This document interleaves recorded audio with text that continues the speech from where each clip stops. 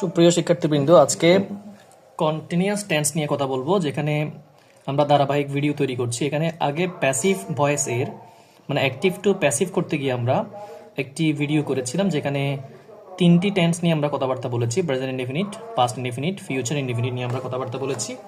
আজকে আমাদের ভিডিওর বাকি অংশ, এই ভিডিওটা আমরা আগের ক্লাসে করেছিলাম, তোমরা হয়তো সবাই দেখেছো। তো যারা ভয়েস চেঞ্জের দ্বিতীয় অংশটা দেখার জন্য অপেক্ষা আছো, তাদের জন্য এই ভিডিও। যারা এখনো আগের ভিডিওটা দেখো নাই, তাদেরকে বলবো যে তোমরা প্রেজেন্ট ইনডিফিনিট, পাস্ট ইনডিফিনিট এবং ফিউচার ইনডিফিনিটের সেই চমৎকার অ্যাক্টিভ টু প্যাসিভের ভিডিওটা একটু দেখে আসো, তাহলে আজকের ক্লাসের সাথে তোমরা রিলেট করতে পারবে। ঠিক আছে, আমরা আলোচনায় যাই। আমরা আজকে আলোচনা করব প্রেজেন্ট কন্টিনিউয়াস। এই যে প্রেজেন্ট কন্টিনিউয়াস এখানে দেখতে পাচ্ছ, প্রেজেন্ট কন্টিনিউয়াস, এটাকে আমরা প্যাসিভ বানাবো। প্রেজেন্ট কন্টিনিউয়াসের প্যাসিভ করব। এটা হচ্ছে অ্যাক্টিভ বাক্য, এটা হচ্ছে প্যাসিভ বাক্য। আমরা এটাকে অ্যাক্টিভ লিখছি, এটা অ্যাক্টিভ, আমরা এটাকে বানাবো প্যাসিভ। আমাদের কথা ছিল যে টেন্স যে 12 প্রকারের মধ্যে শেষ যে প্রকারগুলো, present perfect continuous tense, past perfect continuous tense, future perfect continuous tense, এই 3 প্রকারের প্যাসিভ হয় না, 9 প্রকারের প্যাসিভ হয়। ওই 9 প্রকার থেকে পরীক্ষার জন্য খুব বেশি ইম্পর্টেন্ট হচ্ছে 5 অথবা 6টি, এখান থেকে পরীক্ষা আসবেই। তো আমরা পরীক্ষাকে ধরে কেন্দ্র করে পড়াগুলো পড়ছি, সেজন্যই আমরা পরীক্ষাকে হাইলাইট করছি। যদি জানতে চাও ডিটেইলে, তাহলে ক্লাসের মাধ্যমে হয়তো আরও জানতে পারবা। তো এখানে আমরা এই 5 নাম্বার টপিক পর্যন্ত বা টেন্স পর্যন্ত আমরা আলোচনা করব। একটু মনোযোগ দিয়ে খেয়াল করলে খুব সহজে তোমরা টেন্সগুলো আয়ত্ত করতে পারবা। আজকে আমরা পড়বো যেটা present continuous tense. Present continuous tense, এই যে প্রেজেন্ট কন্টিনিউয়াস। স্যার, আমরা একটা বাক্য যে প্রেজেন্ট কন্টিনিউয়াস, এটা বুঝবো কিভাবে? পরীক্ষার হলে যদি কোনো বাক্য আসে, প্রশ্নপত্রে যদি আমরা কোনো বাক্য দেখি, এটা বুঝবো কেমনে যে এটা প্রেজেন্ট কন্টিনিউয়াস টেন্স? বর্তমান, চলমান, এই মুহূর্তে কোনো কাজ হচ্ছে বা চলছে এমন বোঝাতে আমরা প্রেজেন্ট কন্টিনিউয়াস টেন্স ইউজ করি। দেখো, এটা সাবজেক্ট, এটা অবজেক্ট, সবসময়ই থাকে। আমরা আগের ভিডিওতে একই কথা বলেছি। এখানে দেখতে পাচ্ছ এমিজার, এরপরে ভার্বটা আইএনজি যুক্ত। এমিজারের পরে যদি কোনো ভার্ব আসে, সে ভার্বটা আইএনজি করে দেওয়াটা নিয়ম আছে। যদি আইএনজিটা না করো, তাহলে বাক্যটা ভুল হবে। ধরো আমি একটা বাক্য লিখলাম যে, ধরো আই এম গো। এখন স্যার তোমাকে বলবে যে এই বাক্যটা ভুল। তুমি বলবা কেন স্যার ভুল? কারণ এই যে এখানে এম আছে, এম এর পরে ভার্বটা আইএনজি না করলে বাক্যটা ভুল হবে। তো এটাকে আইএনজি করে দেওয়াটা আবশ্যক। এটা প্রেজেন্ট কন্টিনিউয়াস টেন্স, একটি বাক্যের ক্ষেত্রে এমনটা ঘটে। তাহলে এমিজারের পরে কোনো ভার্ব যদি আসে, সেটাকে আমাকে অবশ্যই কি করতে হবে? আইএনজি করতে হবে। সেটা এম এর পরে ভার্ব হলেও আইএনজি, ইজ এর পরে ভার্ব হলেও আইএনজি, আর এর পরে ভার্ব হলেও আইএনজি করতে হবে। আশা করি ব্যাপারটা বুঝেছো। আচ্ছা, এখানে একটা সিম্পল কথা আমি অ্যাড করে রাখি, যারা একদম বেসিক তাদের জন্য। একটা কথা খেয়াল করো, যে আমাকে একজন স্টুডেন্ট একদিন বললো যে স্যার, এখানে হি ইজ, দেখো হি ইজ বিজি, দেখো হি ইজ বিজি। স্যার, আপনি কিছুক্ষণ আগে বললেন যে এখানে এম ইজ আর যদি থাকে, পরের ভার্বটি আইএনজি হয়ে যাবে, কিন্তু এটা আইএনজি হলো না কেন? দেখো, এটা আইএনজি হলো না কেন? আমি বললাম he is a student, he is a student, এটা আইএনজি হলো না কেন? হ্যাঁ, এগুলো আইএনজি হচ্ছে না কেন? ওই যে কিছুক্ষণ আগে বললাম আইএনজি হতে হবে, আইএনজি না হলে ভুল হবে, তাহলে এগুলো আইএনজি হচ্ছে না কেন? একজন স্টুডেন্ট প্রশ্ন করলো, খুব লজিক্যাল, সে তো বলতেই পারে যে অ্যামিজারের পরে ভার্ব আইএনজি হয়, আমরা জানি, বাট এখানে হলো না কেন? কারণ দেখো, এখানে বলা ছিল যে অ্যামিজারের পরে যদি ভার্ব থাকে তাহলে আইএনজি হবে, কিন্তু এটা তো ভার্ব না, এটা তো নাউন। স্টুডেন্ট তো নাউন, তো নাউন কেন আইএনজি হবে? গ্রামারে তো নাউন আইএনজি হবে বলেনি। এটি হচ্ছে অ্যাডজেক্টিভ, বিজি এটা অ্যাডজেক্টিভ, তো অ্যাডজেক্টিভ তো আইএনজি হতে পারে না। এখন বলতে পারো স্যার অ্যাডজেক্টিভ কি, নাউন কি, সেটা আরেকটা টপিক। বাট যদি আইএনজি কখনো কোথাও না হয়, বুঝতে হবে এটা নাউনেও আছে অথবা অ্যাডজেক্টিভ হিসেবে আছে, সেজন্যই আইএনজি হয়নি। ভার্ব হলে অবশ্যই আইএনজি দিতে হবে। ধরো হি ইজ, আমি প্লে বললাম, এই প্লে তো ভার্ব তুমি জানো, সুতরাং এটা আইএনজি অবশ্যই দিতে হবে। আইএনজি না দিলে বাক্যটা ভুল হবে। যাও, খুব আমি ছোট করে একটা তথ্য দিলাম, শেয়ার করলাম। এটা হয়তো মোটামুটি সবাই জানো, তারপরেও বলে রাখলাম যাতে মনে থাকে। আচ্ছা, এটা প্রেজেন্ট কন্টিনিউয়াস টেন্স। এমিজারের পরে ভার্ব আইএনজি হলে সেটাকে আমরা প্রেজেন্ট কন্টিনিউয়াস টেন্স বলি। এই বাক্যটা দেখো, দ্য স্টুডেন্টস মানে ছাত্ররা, আর রাইটিং ছাত্ররা লিখছে, দ্য অ্যান্সার্স পরীক্ষার হলে অ্যান্সারগুলো লিখতেছে তারা, কেয়ারফুলি খুব সযত্নে, যত্নবানের সহিত, সাবধানতার সহিত, সযত্নে তারা অ্যান্সারগুলো লিখতেছে পরীক্ষার হলে। তাহলে এটা কোন টেন্স? Present continuous tense. কিভাবে বুঝলাম? এটা সাবজেক্ট, আর হচ্ছে অ্যামিজার থেকে বি ভার্ব, রাইটিং হচ্ছে ভার্ব প্লাস আইএনজি। তাহলে অ্যামিজারের পরে ভার্ব প্লাস আইএনজি হলে এটা প্রেজেন্ট কন্টিনিউয়াস টেন্স হয়। এটা প্রেজেন্ট কন্টিনিউয়াস টেন্স আছে। এরপর অবজেক্ট হচ্ছে দ্য অ্যান্সার পর্যন্ত, এটা অ্যান্সার হচ্ছে অবজেক্ট, দ্য অ্যান্সার হচ্ছে অবজেক্ট। এটা অ্যাডভার্ব, এটা অতিরিক্ত অংশ, এলওয়াই যুক্ত ওয়ার্ডগুলো অতিরিক্ত এবং অ্যাডভার্ব হিসেবে কাজ করছে। এটাকে আমরা কিভাবে করবো এটা আমরা আগের ভিডিওগুলোতে আলোচনা করেছি। যারা ধারাবাহিক ক্লাস দেখছো হয়তো জানো এটা কি করতে হবে আমাদেরকে। আচ্ছা, এটাকে আমরা কি বানাবো স্যার? প্যাসিভ বানাবো। প্যাসিভ কিভাবে বানাবো? এই অবজেক্টটাকে বাক্যের শুরুতে আনতে হবে। আমরা জানি এই অ্যামিজার ঠিকই থাকবে, দেখো এই অ্যামিজারগুলো ঠিকই থাকবে, মাথায় রাখতে হবে এটা অ্যামিজারগুলো ঠিকই থাকবে। তার সাথে একটা নতুন ওয়ার্ড যুক্ত হবে, এটা হচ্ছে বিং। এই যে বিং, এই যে বিং যুক্ত হয়েছে। তাহলে অবজেক্ট অ্যামিজার বিং, মুখস্থ করে ফেলো, অবজেক্ট অ্যামিজার বিং। তাহলে শর্টকাট এভাবে বলো, অ্যামিজার ভার্ব প্লাস আইএনজি। এটার প্যাসিভ কি বলতে হবে? অ্যামিজার ভার্ব প্লাস আইএনজি এর প্যাসিভ হলো অ্যামিজার বিং, মানে বিং নতুন ওয়ার্ড দিতে হবে। এ ভার্ব প্লাস আইএনজি যেটা দেখতে পাচ্ছ সেটা হয়ে যাবে V3, ভার্বের থার্ড ফর্ম। তো আমরা ভার্বের থার্ড ফর্ম তো এতক্ষণ পর্যন্ত যত প্যাসিভ করে আসছি সবগুলোতে ভার্বের থার্ড ফর্ম ইউজ করেছি, তো এটাও ভার্বের থার্ড ফর্ম হবে, খুবই একটা স্বাভাবিক নিয়ম। তাহলে অ্যামিজারের পরে একটা বিং যুক্ত করতে হবে। তাহলে আমাকে একটু বলেন তো স্যার, বিং কখন যুক্ত হয়? এটা বলতে হবে কন্টিনিউয়াস টেন্সে বিং যুক্ত হয়, অ্যামিজারের পরে বিং যুক্ত হয়। স্যার আরেকটা কথা বলে রাখি, এইটা যদি অ্যামিজার না হয়ে ওয়াজ ওয়ার হয়, পাস্ট কন্টিনিউয়াস টেন্স, তখনও বিং যুক্ত হবে। এটা একটা ক্লু দিয়ে রাখছি, এটা আমরা আজকে আলোচনা করবো না পাস্ট কন্টিনিউয়াস টেন্স, তারপরেও বলে রাখছি কারণ এটাও তোমার কাজে লাগতে পারে। তাহলে অ্যামিজারের পরে verb plus ING present continuous, was ওয়ারের পরে ভার্ব প্লাস আইএনজি হলো পাস্ট কন্টিনিউয়াস, তখনও কিন্তু বিং যুক্ত হবে প্যাসিভ করার জন্য। আর যা হোক আমরা সেদিকে না যাই। তাহলে অ্যামিজারের সাথে কি যুক্ত করবো? বিং। তারপরে কি যুক্ত হবে? ভার্বের থার্ড ফর্ম হয়ে যাবে বাই, এরপরে সাবজেক্ট বসবে। আচ্ছা, আমরা আনসারটা করি তাহলে। তাহলে এখানে আগে কি লেখার কথা ছিল? অবজেক্ট। এখানে অবজেক্ট কি? The answers. দ্য অ্যান্সারটা আমরা নিয়ে যাবো অ্যান্সার করার জন্য। দ্য অ্যান্সার্স, অ্যান্সার্স মানে উত্তরগুলো, স্টুডেন্টরা যখন বিভিন্ন প্রশ্ন উত্তর দিচ্ছে এগুলা দ্য অ্যান্সার্স। তো এখন এই দ্য অ্যান্সারটা লিখলাম, এখান থেকে কি নিব স্যার? অ্যামিজার থেকে একটা নিব। এম তো হয় না সাধারণত, আই হলে এম হবে, আই এম। এখন এখানে হওয়ার সুযোগ আছে ইজ আর আর, দুইটার একটা। কোনটা নিব? যেহেতু অ্যান্সার্স বহু বচনে আছে তাহলে আমরা এখানে নিব আর। স্যার আর কেন নিচ্ছি একটু বলেন। অ্যামিজার থেকে আরটা কেন নিলাম? এই যে সাবজেক্টটা বহু বচনে আছে সেটা আর নিতে হবে। বিং ঠিক থাকবে, দেখো বিং, এই যে বিং লিখলাম। দ্য অ্যান্সার্স আর বিং, এটা হবে ভার্বের থার্ড ফর্ম। রাইটিং এটার থার্ড ফর্ম হবে রিটেন, এইটা written. The answers are being written, লিখিত হচ্ছে, লেখা হচ্ছে, অ্যান্সারগুলো লেখা হচ্ছে বাই, না আমরা একটা কথা রয়ে গেছে কেয়ারফুলি। কেয়ারফুলি ওয়ার্ডটা মেন ভার্বের পরপর লিখতে হবে। কেয়ারফুলি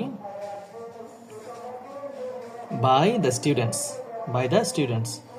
কি বলেছিলাম স্যার? এই এলওয়াই যুক্ত ওয়ার্ডগুলো মেন ভার্বের পরপর দিয়ে দেওয়াটা উচিত, তাহলে অর্থটা সুন্দর আসবে। The answers are being written carefully, the answers are being written carefully, the answers are being written carefully by the students, by the students, এদের বাই দ্য স্টুডেন্টস। এই বাক্যটার প্যাসিভ হয়ে গেল। তাহলে কন্টিনিউয়াস টেন্সের প্যাসিভ কি আমরা এখন করতে পারবো? যে অ্যামিজার দিয়ে যদি কোনো বাক্য থাকে তার সাথে আমরা একটা বিং যুক্ত করে দিলেই, ভার্বটাকে থার্ড ফর্ম করে দিলেই বাক্যটা কি হয়ে যাবে? প্যাসিভ হয়ে যাবে। আশা করি ব্যাপারটা বুঝতে পেরেছি। আচ্ছা, এখন আমরা দেখব, আমরা আরেকটা টেন্সের দিকে যাব ধীরে ধীরে, সেটি হলো present perfect continuous tense. Continuous tense না, সরি, প্রেজেন্ট পারফেক্ট টেন্স, শুধুই প্রেজেন্ট পারফেক্ট টেন্স। আচ্ছা, এরপর দেখো প্রেজেন্ট পারফেক্ট টেন্স নিয়ে আমরা কথা বলি। প্রেজেন্ট পারফেক্ট টেন্স মানে হচ্ছে এই যে এর আগে টেন্সটা কি? Present continuous tense. এর সাথে এর একটা সম্পর্ক আছে, এর সাথে এর একটা সম্পর্ক আছে। এটা কি জানো? সুন্দর একটা কথা বলি শোনো। প্রেজেন্ট কন্টিনিউয়াস টেন্স হচ্ছে যে কাজটা এই মুহূর্তে চলতেছে। ধরো আমি পড়াচ্ছি, আমি ভিডিও তৈরি করছি, তুমি দেখতেছো, তোমার মা কাজ করছে, আমার আম্মু রান্না করছে, আমার বাচ্চারা খেলছে ধরো, বা স্টুডেন্টরা এখন লেখাপড়া করছে, এগুলো সবগুলো প্রেজেন্ট কন্টিনিউয়াস টেন্স। এটা এই চলমান কোন একটা কাজ যদি হঠাৎ করে শেষ হয়ে যায়, কাজ একটা চলতেছে, শেষ হয়ে গেছে, শেষ হয়ে যাওয়ার একটু পরে এসে আমি যখন বলবো এই কাজটা এতক্ষণ চলেছিল এখন শেষ হয়ে গেছে, এই যে কাজটা শেষ হয়ে গেছে এটা প্রেজেন্ট পারফেক্ট টেন্স। ধর আমি এতক্ষণ নাস্তা করছি, তো নাস্তা করছি করছি করছি, নাস্তা শেষ, কিছুক্ষণ পরে কাউকে এসে বললাম যে আমি কিছুক্ষণ আগে নাস্তা করা শেষ করেছি। এই চলমান যে কাজটা ছিল সেটা যখন আমি শেষ করে ফেলেছি তখন এটা প্রেজেন্ট পারফেক্ট টেন্স হয়। এটা সকল ক্ষেত্রে এই ঘটনাটা মিলে যাবে। ধরো তোমাদের স্কুলে একটা ক্লাস চলছে, টিচার 1 ঘন্টা ধরে ক্লাস নিলেন, তো যতক্ষণ ক্লাসটা নিচ্ছেন এটা প্রেজেন্ট কন্টিনিউয়াস টেন্স। যখন উনি ক্লাসটা শেষ করে অফিসে চলে গেলেন তখন উনি বলবেন যে আমি ক্লাসটা শেষ করেছি। এই যে চলমান কাজটা যে শেষ হলো এটা হচ্ছে প্রেজেন্ট পারফেক্ট টেন্স। সেই জন্যই কন্টিনিউয়াস টেন্সের পরেই প্রেজেন্ট পারফেক্ট টেন্সকে রাখা হয়েছে। এটা খুব চমৎকার একটা ক্লু।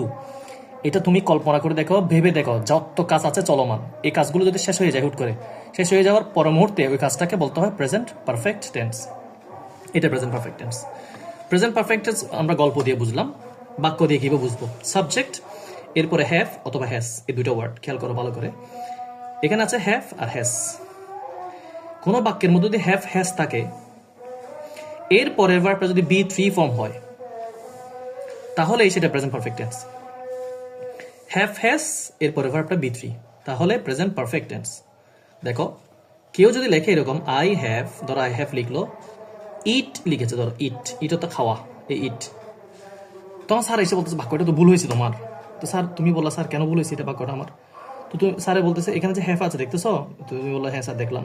তো এখানে যে ইট লিখেছ এটা তো ইট V1, তোমাকে তো ইট লেখা যাবে না, এটা ইট লিখতে হবে, B3 লিখতে হবে, কারণ রুলে লেখা আছে V3 লিখতে হবে। তুমি যদি বলো যে আই হ্যাভ ইট, তাহলে বাক্যটা ভুল। তুমি যদি বলো যে আই হ্যাভ গো, তখন বাক্যটা ভুল, গো বলা যাবে না, এটাকে গন বলতে হবে। হ্যাভ এর পরে ভার্বটা B3 ফর্ম বলতে হবে, এটাই নিয়ম, এটাই গ্রামার। তাহলে হ্যাভ হ্যাজ এর পরে ভার্বকে কোন ফর্মে রাখতে হয়?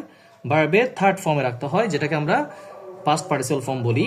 হ্যাভ হ্যাজ এর পরে যদি ভার্ব থার্ড ফর্ম হয়, তাহলে এটা প্রেজেন্ট পারফেক্ট টেন্স হয়। পরীক্ষার হলে আমরা দেখলাম যে একটা বাক্য আসছে হ্যাভ দিয়ে অথবা হ্যাজ দিয়ে ভার্বের থার্ড ফর্ম, তাহলে বাক্যটা প্রেজেন্ট পারফেক্ট আছে। তো আমার কাজ কি? পাশে লেখা থাকবে বাক্যটাকে তুমি প্যাসিভ করে দেখাও, এই যে বাক্যটাকে প্যাসিভ করো, এরকম লেখা আছে প্যাসিভ করো। তখন আমি এই বাক্যটা প্যাসিভ করবো কিভাবে? আমার রুলে চলে যাই। রুল বলতেছে, এই বাক্যটার রুল কি দেখি একটু। আমরা প্যাসিভ যখন করবো, রুলটা হবে এই অবজেক্টটা বাক্যে শুরুতে লিখতে হবে, অ্যাজ ইউজুয়াল যেভাবে আমরা লিখে দেখে আসতেছি। হ্যাভ হ্যাজ দুইটার একটা লিখতে হবে, হ্যাভ লিখবো অথবা হ্যাজ লিখবো। কখন কোনটা লিখবো সেটার ব্যাপার একটু করে বলবো। দেখো, হ্যাভ হ্যাজ লিখবো, এর সাথে নতুন যুক্ত হবে কি স্যার? বিন। এই যে বিন যুক্ত হবে, আগে যুক্ত হয়েছিল বিং, এখন যুক্ত হবে বিন। একটু ভালো করে খেয়াল করতে হবে, এটা বিং, এটা কিন্তু বিন। Have been, has been. এরপরে ভার্বের থার্ড ফর্ম, এরপরে বাই, এরপরে সাবজেক্ট, একদম আগের মতোই প্রত্যেকটা রয়ে লেগে রাখো। Object have has been B3 আর হচ্ছে বাই প্লাস সাবজেক্ট। আচ্ছা, এই বাক্যটা প্যাসিভ যদি আমরা বাক্যটা করতে চাই তখন কি হবে অ্যান্সার একটু দেখি। এখানে অবজেক্ট কি sir? She has completed, say complete করেছে, শেষ করেছে দ্য টাস্ক, কাজটি, সাকসেসফুলি, এটা অ্যাডভার্ব। সাকসেসফুলি কাজটা সে শেষ করেছে, সম্পন্ন করেছে। এখন আমি যদি বাক্যটাকে প্যাসিভ বানাতে চাই, আমাকে কি করতে হবে? অবজেক্টটাকে আগে আনতে হবে। এই অবজেক্ট হচ্ছে এটা, দ্য টাস্ক। আমি দ্য টাস্কটাকে আগে আনতেছি, লিখলাম দ্য টাস্ক। এখন আমি চাইলে এখানে হ্যাভও দিতে পারি, হ্যাজও দিতে পারি, দুইটার একটা দিতে হবে আমাকে। হ্যাভ হ্যাজ, সবসময় যে হ্যাভ দিবা এমনটাও নয়, সবসময় যে হ্যাজ দিবা এমনটাও নয়, দুইটার যে কোনো একটা দেওয়া যাবে। কোনটা দিব বুঝবো কেমনে আমি? এখানে দেখো দ্য টাস্ক, এই ওয়ার্ডটা যদি এক বচন হয় তাহলেও দিবে হ্যাজ, যদি এই ওয়ার্ডটা বহু বচন হয় তাহলে দিবে হ্যাভ। স্যার এটা এক বচন না বহু বচন কেমনে বুঝবো? এটা যদি এস থাকে, একটা এস, টাস্কস, তাহলে হবে বহু বচন, তাহলে হবে হ্যাভ। এখন এই ওয়ার্ডটা এক বচন, দ্য টাস্ক মানে একটি কাজ, কাজটি, সে কাজটি শেষ করেছে, কাজটি। দ্য টাস্ক মানে কাজটি, মানে একটি কাজ, সেজন্য হবে হ্যাজ, সেজন্য আমি হ্যাজ দিচ্ছি। এখানে হ্যাজ কেন দিচ্ছি তাহলে ব্যাখ্যা আছে। তুমি হুট করে হ্যাভ দিলেও ভুল হয়ে যেতে পারে, হ্যাজ দিলেও ভুল হয়ে যেতে পারে। কি দিব আমাকে এটা বুঝতে হবে। এটা এক বচন হলে হ্যাজ হবে, এটা হচ্ছে সোজা কথা। এই যে দ্য টাস্ক এক বচন, দ্য টাস্ক হ্যাজ। এরপরে কি স্যার? বিন, এই বিন আনতে হবে, আমরা বিনটা অ্যাড করে দিচ্ছি, এই বিন দিলাম। এরপর ভার্বের থার্ড ফর্ম কমপ্লিট, এর থার্ড ফর্ম হচ্ছে কমপ্লিটেড, কমপ্লিটেড থার্ড ফর্ম হলো the task has been completed. এখানে আছে V2 ফর্ম, সরি এটাও V3 ফর্ম। হ্যাজের পরে যেহেতু V3 ইডি যুক্ত আছে, এটা V3 ফর্মে আছে, এটা সেম অ্যান্সার গিয়ে V3 ফর্ম হয়ে গেল। তাহলে হলো কি, সাকসেসফুলি ওয়ার্ডটা দিয়ে দিতে হবে মেন ভার্বের পরে, তারপর বাই এটা দিব। তাহলে সাকসেসফুলিটি লাগাই, এখন সাকসেসফুলি দিলাম। এখন দিব বাই, তারপর দিব শিটা হয়ে যাবে হার, এটা আমরা আগের ক্লাসে বলেছি, শিটা হয়ে যাবে হার, এটা নোট দিয়েছে আগে গত ক্লাসে। The task has been completed successfully, the task has been completed successfully by her, the task has been completed successfully by her. এই 5টি টেন্স থেকে একটি টেন্স অবশ্যই পরীক্ষায় তুমি কমন পাবে পাবে পাবে পাবে, গ্যারান্টি দিলাম। তাহলে তুমি প্যাসিভের, অ্যাক্টিভ টু প্যাসিভের জন্য present indefinite tense, past indefinite, future indefinite, এই 5-4 প্রকার দেখো। এই যে প্রেজেন্ট ইনডিফিনিট আমরা আলোচনা করেছি, present indefinite, past indefinite, present ইনডিফিনিটকে প্রেজেন্ট ইনডিফিনিট প্র্যাকটিস প্যাসিভ করেছি, past indefinite, future indefinite, present continuous, present perfect. এই 5 প্রকার থেকে একটি বাক্য অবশ্যই তুমি পরীক্ষা কমন পাইতে পারো, অবশ্যই পাবে। তবে তুমি যদি আরো একটু অ্যাডভান্স করতে চাও, প্রশ্নবোধক বাক্যের প্যাসিভ কীভাবে হবে আমি বলেছিলাম। ইন্টারোগেটিভ বাক্যের প্যাসিভ সহ শিখবা যারা ভালো স্টুডেন্ট আছো। ইম্পারেটিভ বাক্যের প্যাসিভ কীভাবে হয় সেটাও শিখতে হবে। অ্যাসার্টিভটা আমাদের শেষ হলো মোটামুটি, আশা করা যায় এটুকু থেকে কমন পেয়ে যাবা। আর এই দুইটা অবশ্যই তোমাকে প্র্যাকটিস করতে হবে। তুমি যদি বলো স্যার এখন তো আপনি একটা টেন্সের উপর একটা করে বাক্য সলভ করেছেন, তা আমি যদি চাই এটার মতো করে আমাকে আরো 10টা বাক্য দেন, আমি সমাধান করব। এখান থেকে আমাকে আরো 10টা বাক্য দেন, আমি সমাধান করব। তারপর এখান থেকে আরো 10টা বাক্য দেন, আমি সমাধান করব। তাহলে তুমি আমার সাথে যোগাযোগ করো, আমি তোমাকে একটা শীট দিব যেখান থেকে তুমি প্র্যাকটিস করতে পারবা পরীক্ষার জন্য আরো 10টা বাক্য। তাহলে তোমার দুর্বলতাটা কেটে যাবে। এখানে তো আমরা শুধু রুলসটা আলোচনা করেছি, বেসিকটা আলোচনা করেছি। আশা করছি বিষয়টা তোমার কাছে ক্লিয়ার হয়ে গেছে।